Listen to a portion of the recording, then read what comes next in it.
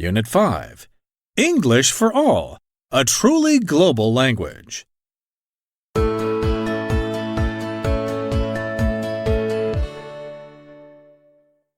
Read about it.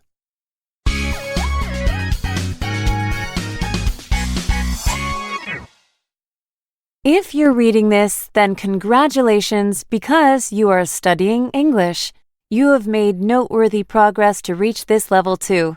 However, you might think that English is not as important as your native language and might wonder why we study English.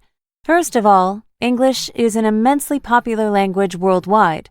According to research conducted in 2022, there were over 1 billion English speakers in the world. As shown in the pie chart, native speakers accounted for 26% and non-native speakers constituted 74%. Indeed, non-native English speakers were almost 3 times as numerous as native speakers.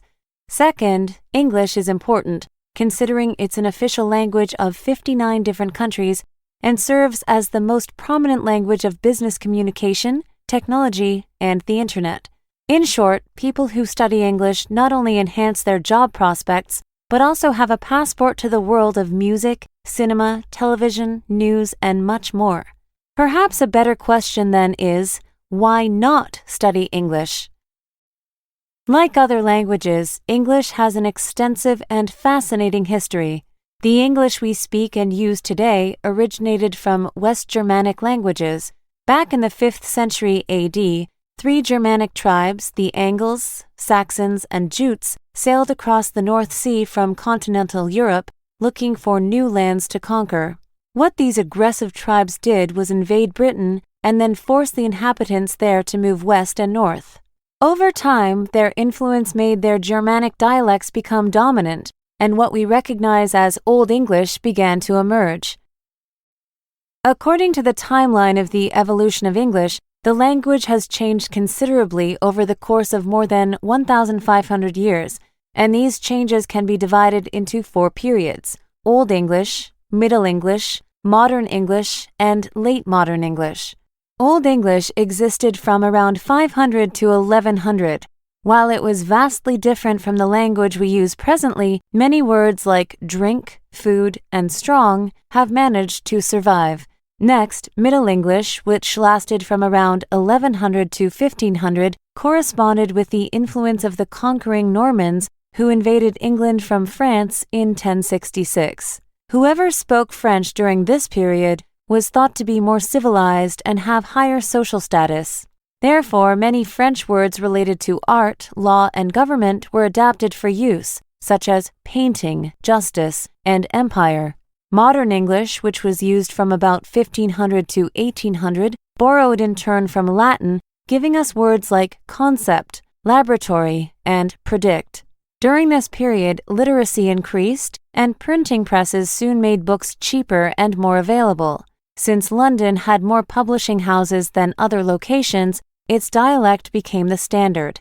Finally, Late Modern English has been in use since around 1800. It had been influenced in part by the Industrial Revolution, which required new words applicable to technological advancements. Furthermore, British colonization not only accelerated the spread of English around the globe, but also led to the elaborate borrowing of many foreign words we use today, like koala and pajamas. With so many speakers around the world, English continues to evolve. As shown in the image below, there are regional variations like New Zealand English or Kiwi English, named for the country's national bird. Kiwi English is influenced by the language of the Maori, New Zealand's indigenous people. Words like kia ora, which means hello, and puku, which means belly, are borrowed from Maori. Singapore is even more diverse than New Zealand, and Singaporean English, or Singlish, mirrors the city-state's multicultural population. Singlish borrows words from Malay, Chinese, and Hokkien. Thus, Singlish speakers often use la and ma, both of which are particles attached to the end of the sentences, making it quite distinct from other types of English. As you can see, English has evolved over time into the language we use today. The different types of English spoken and utilized around the world reflect the distinct cultures in which they have developed. However, there's also the unifying nature of English that has made it the universal language of business, the academic world, and popular culture. In conclusion, English is both unique and common, so keep studying it, and with English, you can interact and communicate with the world all the time.